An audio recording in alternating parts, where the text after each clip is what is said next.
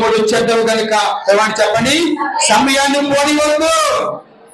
ఎంతమంది సమయాన్ని దేవుడికి ఇస్తున్నారండి 4 దినాల్లో?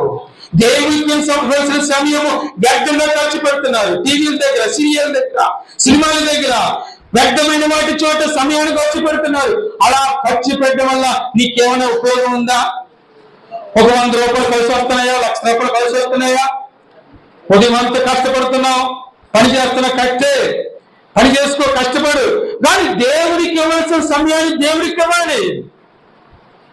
దేవుడికి ఇవ్వాల్సిన సమయాన్ని దేవుడికి ఇస్తే దేవుని జీవితంలో ఘనమైన కార్యాలు చేస్తారు. హల్లెలూయా. అందుకే దినములు చెడ్డవు కనుక సమయాన్ని పోనివ్వద్దు. సమయం చాలా విలువైందండి. సమయం చాలా విలువైంది. అర్థమవుతుందా?